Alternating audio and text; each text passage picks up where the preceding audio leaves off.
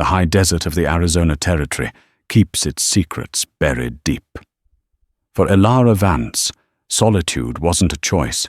It was a fortress she'd built with her own 2 hands, stone by stone, year by lonely year. For 5 winters, the only heartbeats she heard were her own and that of her aging horse. Her world was a silent canvas of dust and memory, her rifle the only companion she trusted. But on the 3rd day of a blizzard that even God seemed to have forgotten, a sound shattered her silence, not the howl of a coyote, but the heavy rap of a fist on her door. Outside, shrouded in the swirling white, stood 7 shadows, 7 massive Navajo men, their faces like carved rock, their eyes holding the desperation of the storm. They asked for shelter, but one of them, a man named Hozo, was looking for something more. He was looking for a soul he hadn't known was lost, until he saw hers. The silence was the first thing people noticed about the Vance homestead, if they were ever unfortunate enough to find it. Tucked away in a narrow valley, shadowed by the crimson walls of the Chusca Mountains, it was a place the world had agreed to forget. And that was just how Elara Vance liked it. For 5 years since the spring of '72, Elara had been the sole living soul on this patch of hard-won dirt. Her days were a metronome of survival. Dawn broke with the sharp scent of coffee and gunpowder as she cleaned her Winchester Model 1866, its brass receiver gleaming like a lone gold coin in the dim cabin light. Mornings were for checking her traps, tending to her meager garden of squash and beans, and reinforcing the corral that held her only living companion, a grey-muzzled Mustang named Dust. Afternoons were for chopping wood, mending clothes, and staring out at the vast, unforgiving expanse, her finger tracing the outline of a ghost on the frosted window pane. Her husband Jeremiah had called this land their Eden. He had seen promise in the stubborn soil and the trickle of a creek that ran through it. He had built this cabin with his own hands, the scent of fresh-cut pine, once a perfume of hope. Now it was just the smell of old wood. Jeremiah, along with their 6-year-old son Thomas, lay buried under a pair of simple wooden crosses on the ridge overlooking the cabin. They hadn't been taken by sickness or a snake. They'd been taken by a band of renegade Apache 5 years ago, a brutal, lightning-fast raid that had left Elara hidden in the root cellar, listening to the screams that would become the soundtrack to her lonely nights. That day had forged the woman she was now. The soft, gentle schoolteacher from St. Louis was gone, burned away by grief and fury. In her place was a creature of the wilderness, lean, hard, and perpetually vigilant. Her face, once praised for its gentle beauty, was now a map of her life, etched by sun and sorrow. Her eyes, the color of a stormy sky, missed nothing. She could read the tracks of a mountain lion in the dust and tell the mood of the wind by the way it rustled the cottonwoods. She was a survivor, but she was not truly living. The fortress she inhabited wasn't just the sturdy cabin, it was the walls she had built around her heart. The winter of '77 came in with a particular vengeance. The sky turned a bruised purple for days, and then the snow began. It wasn't the gentle blanketing snow of her childhood memories. This was a furious, wind-driven assault. The world beyond her window dissolved into a maelstrom of white. For 3 days she was a prisoner, the howling of the wind her only conversation. She rationed her firewood melted snow for water, and spoke to Dust in his lean-to, her voice a rough, unused thing. On the 3rd night, as the blizzard reached its zenith, a sound cut through the gale. Thump, thump, thump. It was heavy, solid, and impossibly close.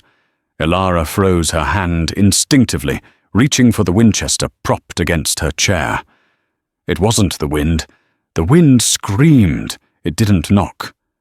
Dust was silent in his shelter, meaning it wasn't a predator. This was human. Her heart hammered against her ribs, a frantic bird in a cage. No one came here. The old trading path had been abandoned years ago. The only people who ventured this deep were either lost or looking for trouble. Given her history, she assumed the latter. She moved with the silence of a cat, her bare feet making no sound on the wooden floorboards. She cocked the Winchester, the click-clack of the action a deafening sound in the small cabin. "Who's there?"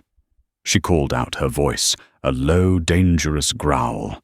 A voice answered deep and resonant, somehow carrying over the storm. The words were not in English. It was a language she recognized from whispered warnings at the trading post years ago. Diné, the language of the Navajo. Panic, cold and sharp, lanced through her. The Navajo largely kept to their lands, but tensions with settlers were a constant simmering pot. Her mind, scarred by the Apache raid, made no distinction. An Indian at her door in a storm was a threat, period. The knocking came again, more insistent this time. A different voice called out this one, in heavily accented but clear English. "We seek shelter. The storm. It is a killer. We mean no harm." Ilara pressed her eye to a small crack in the chinking between the logs. She could make out shapes, huge and indistinct in the swirling snow. They were mounted their horses, huddled together for warmth. They were not a small band. She counted 7 figures each, a giant wrapped in wool blankets and animal hides. 7. Her mind raced. Turning them away was a death sentence. In a storm like this, no man, no matter how strong, could survive the night. But letting them in, letting 7 armed strangers into her home, it was a risk that made the hair on her arms stand up. The memory of the fire, the screams, the sickening smell of blood flooded her senses. But then a different memory surfaced. Jeremiah. He had been a kind man. A person's soul is measured by the mercy they show when it's hardest to give Ilara, he used to say. Would she let 7 men freeze to death, their blood on her hands, staining this land even more than it already was? With a trembling hand, she unbarred the door. The wind tore it from her grasp, slamming it back against the interior wall. Snow and freezing air flooded the cabin, and in the doorway framed by the raging blizzard stood her worst fears, and her only chance at salvation. The man who had spoken English stood at the forefront. He was colossal, not just in height, but in the breadth of his shoulders, which seemed to strain the seams of his heavy buffalo hide coat. His face was a mask of granite, weathered and grim, his long black hair, streaked with grey, tied back with a simple leather thong. His eyes, dark and piercing, held no warmth, only a stark assessment of her, and the rifle she held pointed at his chest. Behind him, the other 6 loomed, their features obscured by the falling snow and the low light. They were all large men, their presence filling the doorway and casting long dancing shadows into her small cabin. They smelled of wet wool horse and the cold, clean scent of the pine forest. "We need shelter," the leader said, again his voice a low rumble. "Our horses are spent. 2 of our men are falling to the frost." Ilara's knuckles were white on the stock of the Winchester. Her gaze darted from the leader's face to the men behind him. They were armed. She saw the handles of knives tucked into sashes and the stocks of older rifles wrapped in leather. This was no simple hunting party. "My cabin is small," she said, her voice steady despite the tremor in her soul. "There's barely room for 1, let alone 7. "We will not trouble you," the leader stated. It wasn't a plea, it was a statement of fact. "We will stay by the fire. When the storm breaks, we leave." She saw a flicker of movement behind him. One of the younger men swayed on his feet, held up by the man next to him. His face was pale, his lips tinged with blue. He was barely a man, perhaps 18 or 19. The sight pricked at the cold shell of her heart. He was not much older than Thomas would have been. Her eyes met the leader's again. In them she saw not malice, but a fierce, protective determination. He was a leader responsible for his men. It was a look she understood. "Your weapons," she demanded, her rifle unwavering. "Leave them outside." A low murmur rippled through the group. The man directly behind the leader, whose face was sharp and angular like a hawk's, took a step forward, his hand moving towards the knife at his belt. "Be'esh!" The leader said a single word, spoken with steel authority. The hawk-faced man, Be'esh, froze his glare, intensifying. The leader looked back at Elara. "We are warriors. Our weapons are a part of us. We cannot leave them. And I am a woman alone." She countered, her voice, rising slightly. "My rifle is a part of me. You want my shelter, you respect my rules. The rifles and knives stay on the porch, or you can take your chances with the wind." It was a standoff. The blizzard raged around them, a physical manifestation of the tension in the doorway. The leader's eyes bored into hers, searching, weighing. Elara felt as if he were peeling back the layers of her existence, seeing the fear, the grief, and the unyielding core of iron that had grown in their place. Finally he gave a slow, deliberate nod. "As you wish." He turned and spoke to his men in their own tongue. The words were guttural commanding. There was dissent in their expressions, especially from Be'esh, but none disobeyed. One by one they unstrapped their rifles and untucked their long knives, laying them carefully on the covered porch near the woodpile. The metallic sounds were sharp and final in the howling wind. Only then did she step back, lowering the Winchester, but not putting it down. "Your horses can take shelter in the lean-to with mine. There's some hay." The leader, whose name she would learn was Hashke, meaning warrior, nodded his thanks. He sent 2 of his men to handle the horses, while the others filed into the cabin. They moved with a surprising grace for such large men, their moccasins silent on the floorboards. They filled the small space, the low-beamed ceiling seeming to press down on them. They huddled near the hearth, their shoulders slumped with exhaustion, their blankets steaming in the heat of the fire. The man who had nearly collapsed was eased to the floor, his friends rubbing his hands and feet, murmuring to him in soft tones. Elara stayed by the door, the cold draft at her back, a welcome anchor to reality. She watched them, her body coiled like a spring. One of them stood apart from the others near the single window. He was younger than Hashke, but older than the boy who had collapsed. He was just as tall as the others, but his build was leaner, more like a wolf than a bear. While the others focused on the fire and their ailing friend, his gaze swept the cabin, taking in every detail: the small stack of books on the mantelpiece, the worn quilt on her cot, the faded child's drawing tacked to the wall, a lopsided sun smiling over a crooked house. His eyes, when they finally met hers, were different from the others. Hashke's were like obsidian, hard and unreadable. Be'esh's were like flint, sharp and ready to spark. This man's eyes were the color of dark, wet earth after a rain. They held a quiet intelligence, a deep well of observation that was unsettling in its intensity. He gave her a slight nod, a gesture of acknowledgement rather than submission. Elara ignored him, turning her attention back to Hashke. "I have stew," she said gruffly. "It's not much, but it's hot."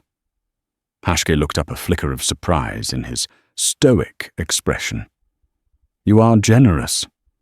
"I'm practical," she corrected him. "A frozen corpse is harder to move than a living guest.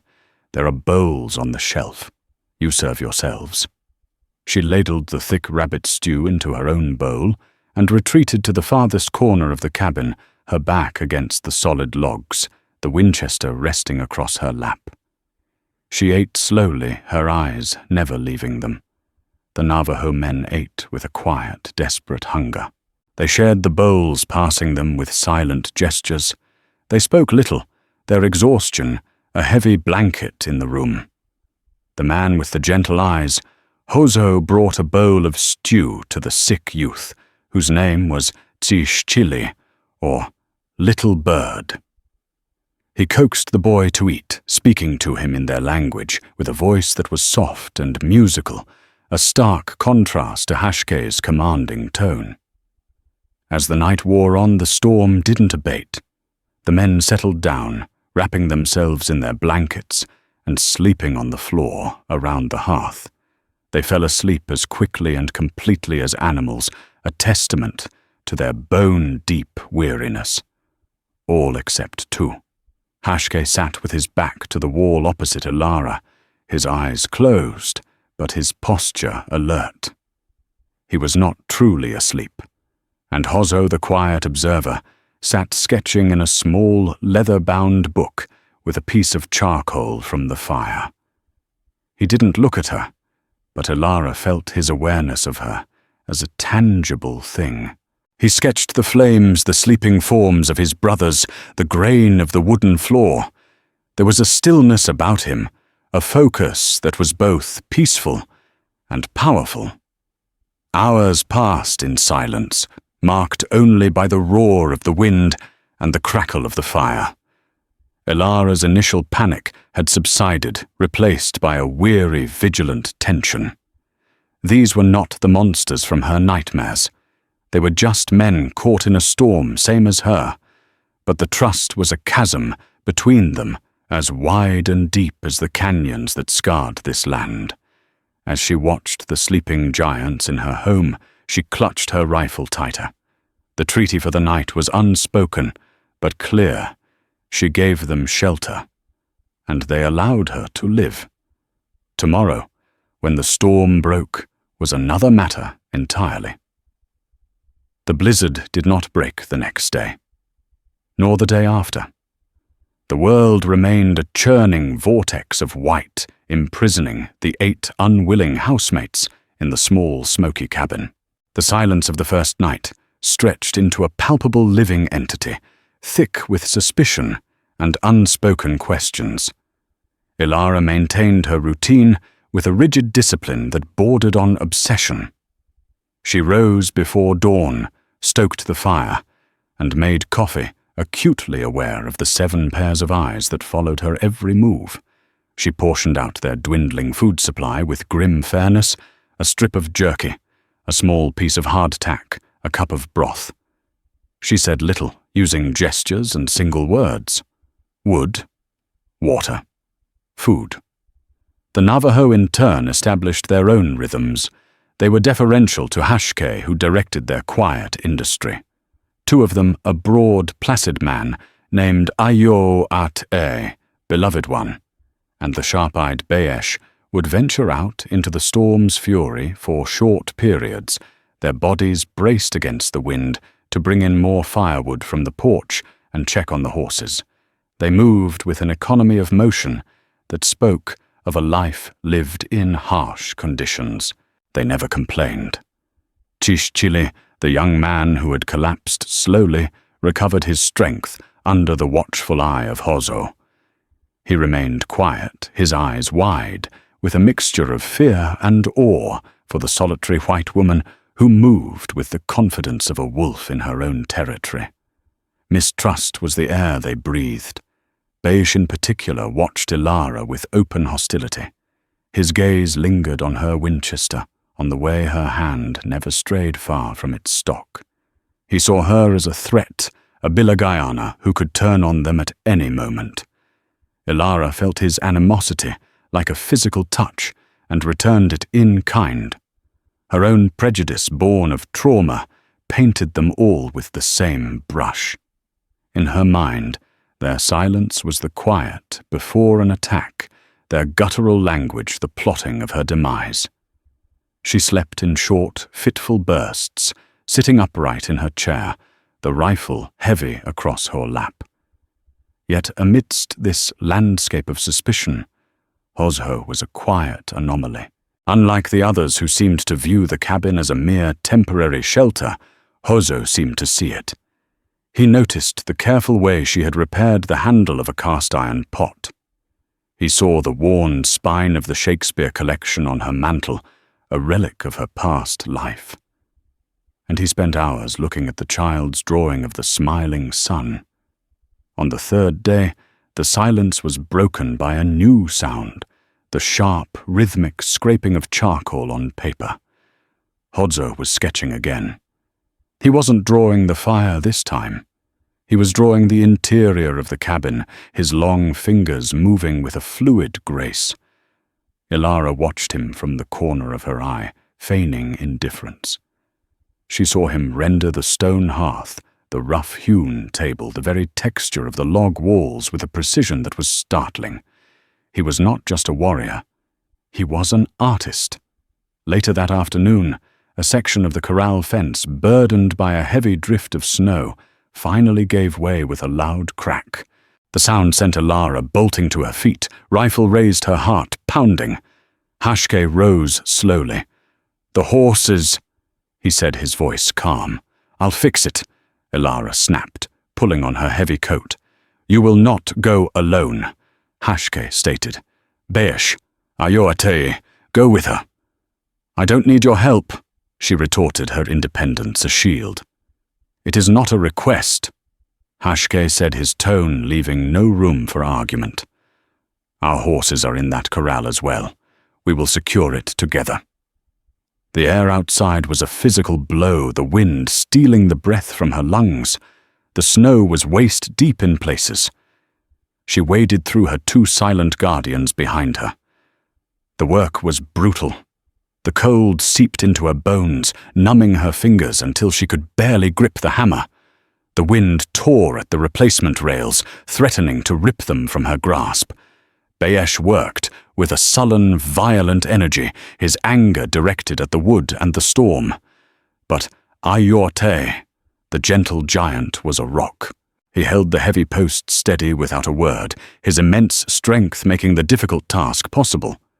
For a full hour, the three of them worked in a strained, forced collaboration, united only by their shared goal. When they finally stumbled back inside, shivering and caked in snow, a new smell filled the cabin. Hosho was standing by the fire, stirring a pot. He had found her small stash of dried herbs and roots, and had made a fragrant steaming tea. He offered her a cup without a word. She hesitated, her first instinct to refuse, but she was bone-tired and chilled to the core. She took the tin cup, her frozen fingers brushing his. His skin was warm, and the brief contact sent an unexpected jolt through her. The tea was bitter, but deeply warming, chasing the chill from her marrow. She drank it, her eyes locked with his over the rim of the cup. In his gaze there was no pity, no threat, only a quiet, steady understanding. It was the first act of genuine kindness she had received in 5 years, and it unsettled her more than any threat.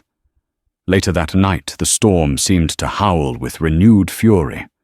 Ilara was cleaning her rifle by the firelight, the familiar, methodical action, a comfort to her frayed nerves. The Navajo were conversing in low tones, a soft murmur that had become the backdrop to her existence. Hosho approached her, moving so silently she didn't notice until he was standing a few feet away. He held out his leather-bound sketchbook, open to a fresh page. On it was a charcoal drawing of a horse. It wasn't just any horse. It was Dust. He had captured the old Mustang's sway, back the nick in his left ear, the proud, weary set of his head. The drawing was imbued with a life and spirit that was breathtaking. Ilara stared at it, speechless. He had drawn her horse from memory, having only seen him briefly in the lean-to. "He has a strong heart," Hosho said, his English slow and careful, but much clearer than Hashke's. He has seen many winters. His name is Dust. She replied, her voice barely a whisper. Hozo nodded, as if the name made perfect sense. He then pointed to the drawing of the lopsided sun on the wall. Who is the artist? The question was a dagger to her heart. My son. She said the words tasting of ash. His name was Thomas. Hozo's expression softened the deep brown of his eyes, filling with an empathy so profound it felt like an intrusion. He didn't offer empty words of sorrow or ask what had happened. He simply looked from the crude, joyful drawing to her haunted face and understood. He drew the sun with a happy face, Hozo observed quietly. He knew where to find the light. Tears pricked Ilara's eyes, hot and unwelcome. She turned away fiercely, blinking them back. No one had spoken of Thomas in 5 years. No one had dared. This quiet stranger with a piece of charcoal and a few simple words had breached a wall she'd thought was impenetrable. He did not press her further. He simply returned to his spot by the fire, leaving her alone with the ghost of her son, and the startling realization that for the first time in a very long time, she didn't feel entirely alone in her fortress of silence. The weight of that silence was beginning to change, shifting from one of oppression to one of shared existence. The thaw began not with the weather, but with a fire. On the 5th day, Ilara awoke to a world of pain. Her head throbbed with a relentless pounding rhythm, and a deep, racking cough tore from her lungs. A fever fierce and fast had taken hold its heat, a stark contrast to the unending cold. She tried to rise to maintain her facade of invincibility, but a wave of dizziness sent her staggering back onto her cot, her body worn down by years of hardship, and the stress of the last few days had finally surrendered. Her collapse did not go unnoticed. The low murmur of Diné in the cabin ceased. She was vaguely aware of figures moving around her, of a cool hand pressing against her forehead. Through a haze of fever, she saw Hashke's stern face looming over her, his expression unreadable. Fear primal and deep gripped her. She was weak, vulnerable. The rifle was on the other side of the room. This was it. This was how it ended. She tried to fight, but her limbs were leaden, useless. "Be still," a voice said. It was Hozo. He knelt beside her cot, his presence a calm anchor in her swirling delirium. He spoke to Hashke in their tongue, his tone reassuring but firm. Hashke hesitated, then gave a curt nod and moved away, instructing his men to give them space. Ilara watched Hozo through slitted eyes, her mind a battlefield of fever dreams and terror. She saw flashes of the Apache raid the faces of her captors, merging with the Navajo faces around her. She moaned, thrashing weakly. "Easy," Hozo murmured, dipping a rag in the water bucket and placing it on her brow. The shock of the cold was immense, but it cut through the fog for a moment. The fever is a battle inside you. You must rest to win. Over the next 2 days, the world shrank to the confines of her cot. Hozo became her reluctant caretaker. He brewed more of his bitter herbal teas, holding her head and patiently coaxing her to drink. He boiled broth, forcing spoonfuls of the life-giving liquid past her cracked lips. He kept the fire roaring, piling blankets on her when the chills came, and cooling her with damp rags when the fever spiked. The other Navajo kept their distance, a silent circle of giants, watching the strange, intimate ritual. She could hear Baesh arguing with Hashke, in hushed, angry tones, his words sharp with distrust. But Hashke's authority held. They did not interfere. During the long nights when the fever was at its worst, Ilara drifted in and out of consciousness. In her delirium she spoke. She called out for Jeremiah, for Thomas. She mumbled about her life in St. Louis, about flowers in a spring meadow, things she hadn't allowed herself to think of in years. Hozo sat beside her, a silent sentinel in the firelight. He didn't understand all the words, but he understood the language of grief. He simply listened, his presence a steady, comforting weight. At one point, in a moment of lucidity, she found him humming a low, repetitive chant, his voice a soothing balm. It was a Navajo healing song, a prayer for balance and restoration.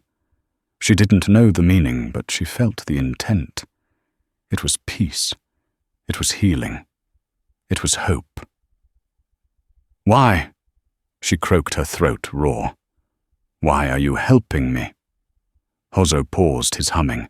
His dark eyes met hers, and in the flickering light she saw an unguarded vulnerability that mirrored her own. "My mother was a healer," he said softly. "She taught that a life in need has no tribe. There is only the living and the dying. We are all the people." He looked around the small cabin at the sparse, lonely evidence of her existence. "And," he added, his voice dropping lower, "no one should face the darkness alone." That simple admission cracked the final layer of ice around Ilara's heart. He wasn't helping her out of pity or a sense of obligation. He was helping her because he saw a fellow soul adrift in the darkness. On the morning of the 7th day, she awoke and the world was clear. The pounding in her head was a dull ache. The fire in her lungs had subsided to a smolder. The fever had broken. The first thing she saw was Hozo, asleep in a chair he had pulled close to her cot. His head slumped forward, the charcoal-stained sketchbook resting in his lap. He looked exhausted, but peaceful. The cabin was silent. The blizzard had finally ended. Bright, clean sunlight streamed through the window, illuminating dust motes dancing in the air. Outside, the world was a pristine, breathtaking expanse of white under a brilliant blue sky. She rose slowly, shakily, and wrapped herself in a blanket. She moved to the window and looked out at the transformed landscape. It was a new world, clean and reborn. And in that moment, she felt it too. The fear that had been her constant companion for 5 years was gone. It was replaced by a profound, bone-deep weariness, but also by something else, a fragile seedling of trust. She turned and looked at the sleeping men in her home. They were not monsters. They were warriors, artists, healers. They were men who had honored their word, who had cared for a stranger, who had met them with a gun and suspicion. Her gaze fell on Hozo. He had seen the deepest, most vulnerable parts of her, her grief, her weakness, her past, and had not turned away. He had met her darkness not with judgment, but with a quiet, steady light. The thaw had come, and Ilara Vance, for the first time in 5 long years, felt the warmth of the sun, not just on her skin, but deep within her soul. The strangers in her cabin were no longer just a threat to be endured, but a presence that had impossibly saved her from more than just the storm. With the breaking of the storm came a return to a fragile, altered reality. The sun, brilliant on the snow, seemed to demand a new order. The Navajo men were eager to leave. Their journey, Ilara learned from Hozo, was a sacred one. They were transporting ceremonial artifacts back to their elders in Canyon de Chelly, a trip delayed by the unseasonable blizzard. A quiet understanding now existed between Ilara and her guests. The overt hostility was gone, replaced by a respectful distance. Be'esh still watched her with wary eyes, but the venom was gone. Hashke treated her with a gruff, formal courtesy, acknowledging her as the mistress of the homestead who had saved his men. But between Ilara and Hozo, something different had grown in the fertile ground of her fever. A silent communication passed between them in shared glances, in the small gestures of daily life. He would ensure the wood box was full before she thought to ask. She would leave a hot cup of coffee for him by the hearth where he sketched. They spoke little, but the space between them was filled with a meaning that words could not capture. Elara found herself watching his hands as he drew, fascinated by their strength and grace. She felt the pull of his quiet presence, a gravity she hadn't felt since Jeremiah. The thought was both terrifying and thrilling. They were preparing to leave on the third day after the storm. The snow had melted enough to make the paths passable. The men were packing their meager supplies, the energy in the cabin, shifting from one of static waiting to one of purposeful departure. A strange melancholy settled over Elara. The silence she had once craved now seemed to promise a return to an unbearable loneliness.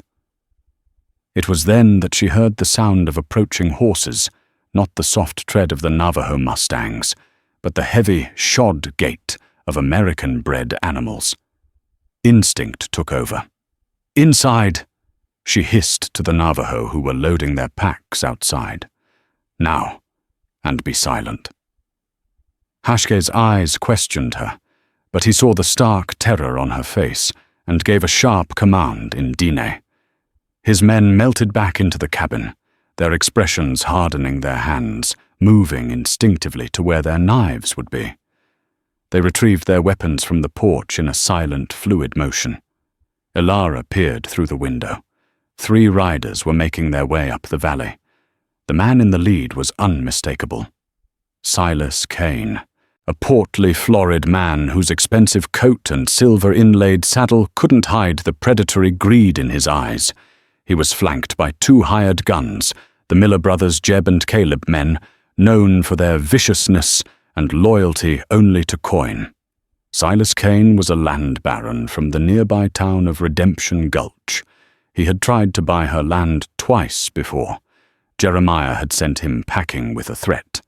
After Jeremiah's death, Kane had returned, offering a pittance, his condolences as oily and false as his smile.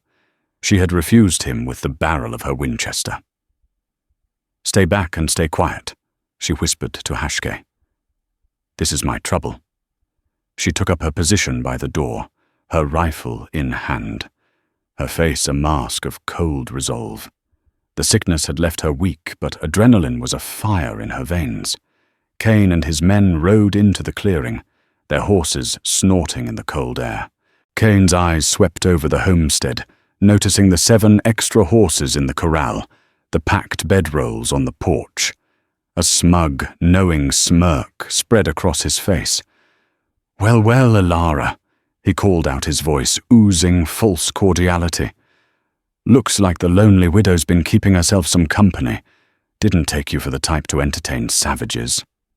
"State your business, Kane, and get off my land," Elara said, her voice flat and cold. "Now that's no way to greet an old friend who's ridden all this way out of concern for your welfare." He chuckled.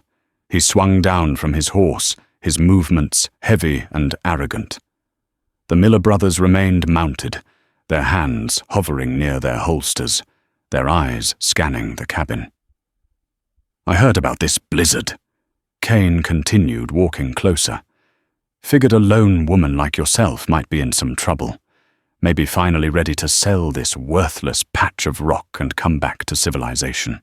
The only trouble I have is standing in my yard," Elara shot back. Kane's smile tightened. "Still stubborn, I see. Look, my offer still stands. $500. That's more than fair for a place haunted by ghosts and surrounded by hostiles." His eyes flickered towards the Navajo horses again. "Speaking of which, it seems you've got an infestation. I'd be happy to clear them out for you. No extra charge."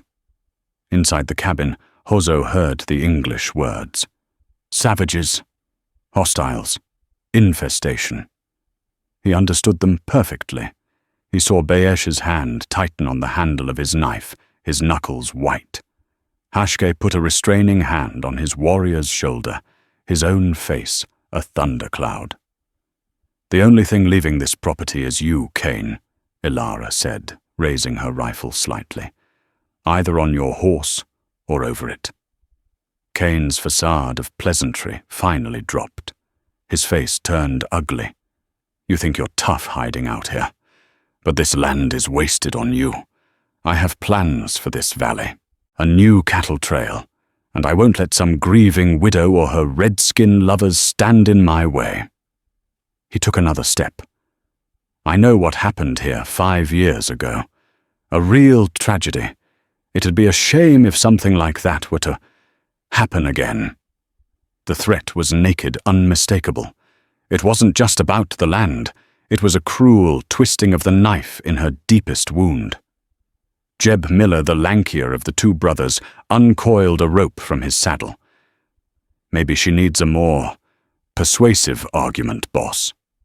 Before Kane could answer, the cabin door creaked open. Hozzo stepped out. He was unarmed, his hands held open at his sides. He positioned himself slightly in front of, and to the side of Ilara, a silent shield. His face was calm, but his eyes fixed on Kane burned with an intensity that made the land baron take an involuntary step back. Close behind him, Hashke appeared in the doorway, a figure of implacable authority. Then came Beesh Ayoate and the others fanning out to stand on the porch, a silent, formidable wall of muscle and menace. They were armed now, their rifles held loosely, but ready, their knives gleaming in the cold sunlight. The odds had just shifted dramatically. Kane's face paled, then flushed with rage. He had expected a lone, frightened woman. He had not expected an honor guard of 7 battle-hardened Navajo warriors. "So this is how it is!" Kane snarled his hand, dropping to the pearl-handled revolver at his hip. "Hiding behind your pets." "They are my guests," Ilara said, her voice ringing with a newfound strength. Hozzo's presence beside her was a warm, solid certainty. "And you are trespassing. This is your last warning, Kane." Kane looked from Ilara's steady rifle to the 7 stone-faced warriors and back to his 2 hired guns, whose confidence was visibly evaporating. He was a bully and a predator, accustomed to preying on the weak. This was not a fair fight. He backed away slowly, his face contorted in a mask of pure hatred. "This isn't over, you hear me? This land will be mine. And when I come back, I'll bring enough men to burn this whole valley to the ground, with you and your filth in it." He swung himself back onto his horse, spurred it viciously, and galloped away, his 2 men scrambling to follow. Their retreat was hurried, ignominious, and filled with the promise of future violence. The silence they left behind was heavy. The immediate threat was gone, but a larger one now loomed on the horizon. Ilara finally lowered her rifle, her arms trembling from the strain. She looked at Hozzo, who had not taken his eyes off the retreating riders. "Thank you," she said, the words feeling inadequate. He turned to look at her, and his gaze was soft. "He will come back." It was not a question. "Yes," she said. "He will." Hashke stepped forward, his face grim. "Our journey is urgent. We must leave." "No," Hozzo said, turning to face his leader. The single word was quiet, but it held the force of a landslide. Every head turned towards him. "I will not leave her to face this alone." Hozzo's declaration fell into the charged silence, as heavy and final as a sealing stone on a tomb. To defy a leader's decision on a sacred journey was unthinkable. It was a breach of duty, of tradition, of the bond that held their small clan together. Beesh was the first to react. He took a menacing step toward Hozzo, his face a mask of disbelief and fury. "Have you lost your mind?" he snarled in Diné. "You would abandon your duty to our people, to the holy ones, for this white woman." He spat the last words as if they were poison. "She gave us shelter when the Sky Father sought to kill us."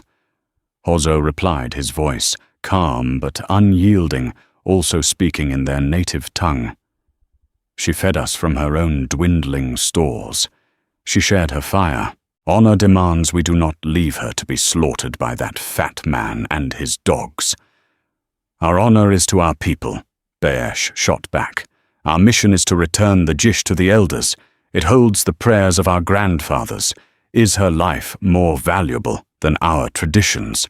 Hashke raised a hand, silencing Baesh with a single gesture. The big leader's eyes, which had been fixed on the horizon where Cain had disappeared, now settled on Hozo. His expression was impossible to read, carved from ancient stone. He was weighing Hozo's words, weighing the debt they owed Elara against the sacred duty they carried.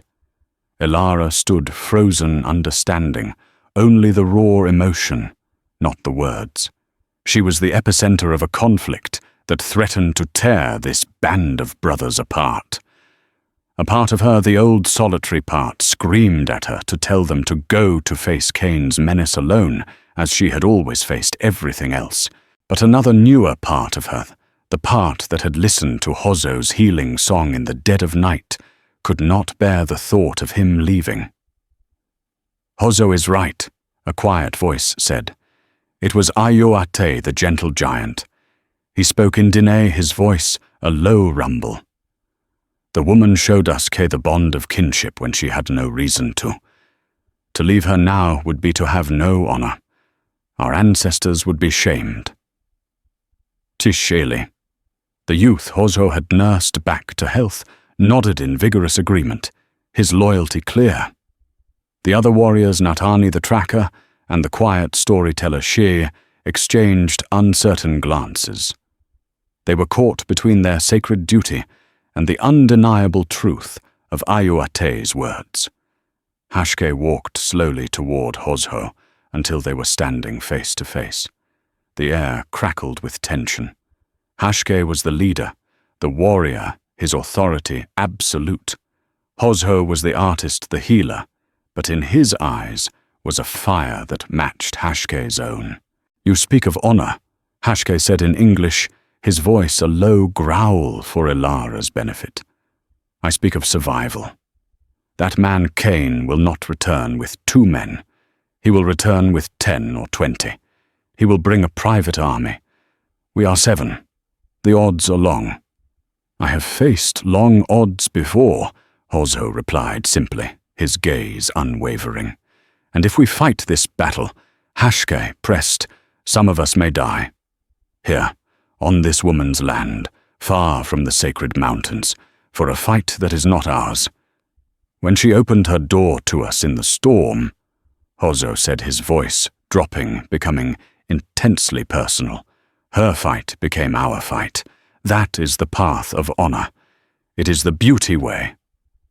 He used the Navajo term hozuji, the core of their spiritual belief system, to live in balance, harmony, and beauty. He was invoking their deepest values. Elara felt a lump form in her throat. He was willing to risk everything, his mission, his standing with his people, his very life for her. Hashke held Hozo's gaze for a long moment, a silent war of philosophies playing out between them. Finally, he looked past Hozo to Elara.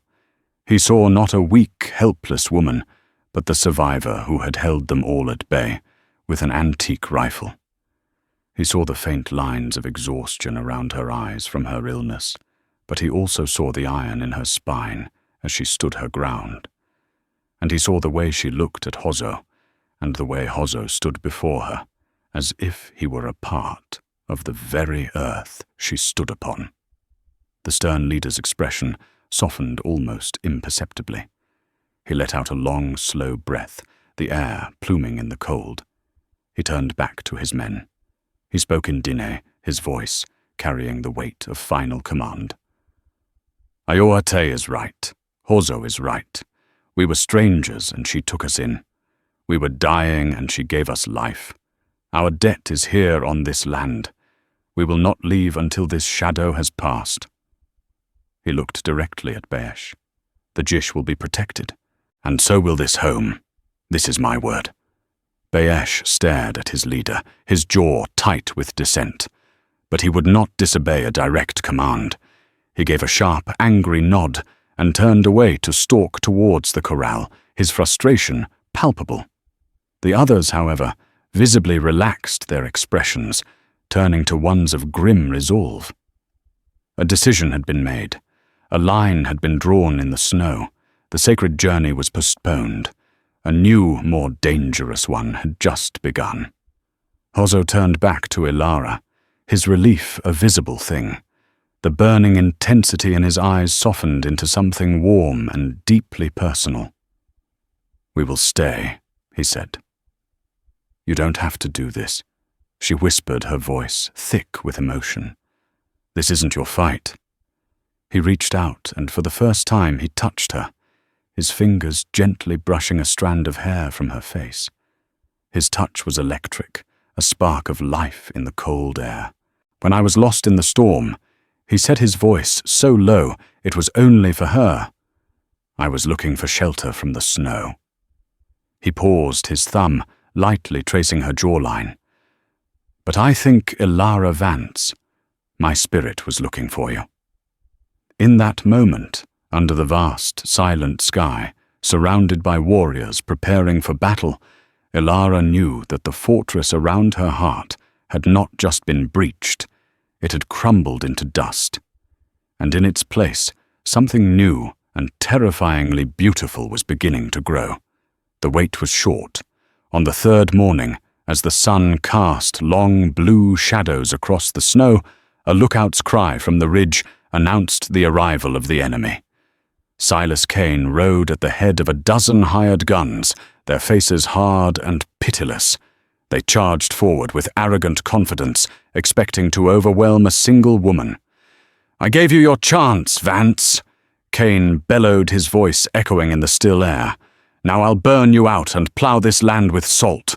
The valley's answer was an eruption of gunfire. A shot from Tishchili on the ridge sent the first rider tumbling from his saddle. From the cabin window, Ilara's Winchester barked, and a second man fell. The charge shattered into chaos as the gunmen scrambled for cover. Hashke and Baesh pinned them down with methodical fire from behind stone barricades. Jeb Miller, enraged by the swift losses, charged the cabin on foot, his face a mask of hate. Before Ilara could draw a bead, Hozo stepped forward, his bow drawn in a single fluid motion. The string sang, and an arrow sprouted from the attacker's throat, stopping him dead in his tracks. The ferocity and skill of the defense stunned Kane's men. Seeing his forces decimated, Kane made a desperate move. While his remaining men provided covering fire, he circled through the trees, making for the lean-to, with a lit match to burn them out. He never made it, not Arne. The silent tracker had anticipated the move, dropping from the low branches of a pine tree onto Kane's back. The land baron's scream of agony was the signal of his defeat. The last of his gunmen, seeing their leader fall, broke and fled the valley. Silence descended once more, thick with the acrid smell of gunpowder. Ilara and Hozo emerged from the cabin into the aftermath. The snow was stained with blood, but it was the price of their peace. Kane was captured. The threat was broken. Hozo walked towards her through the carnage, his face smudged with soot, his eyes filled with a universe of meaning. He reached out and gently took the heavy rifle from her hands, propping it against the cabin wall. "It is over," he said softly. "It's over." She repeated, her voice breaking with the release of a fear she hadn't realized she was holding. And in the aftermath of the bloody reckoning, surrounded by the stillness of the dead, he framed her face with his hands and kissed her. It was a kiss not of passion, but of profound, aching tenderness. It was a promise kept, a battle won, and the beginning of a future rising from the ashes of a violent past. For Ilara Vance, it was the taste of coming home. In the heart of the unforgiving West, a story of an ending became one of a beginning. Silas Kane was left for the authorities. In redemption, Gulch his power broken forever. Hashke and his men, their debt of honor, paid eventually continued their sacred journey to Canyon de Chelly, leaving with a solemn promise of friendship. But Hozo stayed. He chose a new path, a new life, a new home. He didn't just find shelter from a storm in Ilara Vance's cabin. He found the missing piece of his own spirit. Together, they rebuilt more than just a bullet-scarred homestead. They built a life, a bridge between two worlds, proving that a family is not defined by blood or by tribe, but by the love and loyalty you are willing to fight and even die for. Their love became a quiet legend in those mountains, a testament to the fact that even in the harshest of lands, the most beautiful things can grow in the most unexpected places. If this story of resilience, courage, and a love that transcended all boundaries resonated with your spirit, please show your support. Hit that like button to let us know you enjoyed the journey. Share this video with someone who appreciates a powerful tale from the Old West. And most importantly, subscribe to our channel for more stories that bring history and heart to life. Your support allows us to keep these legends alive. Thank you for listening.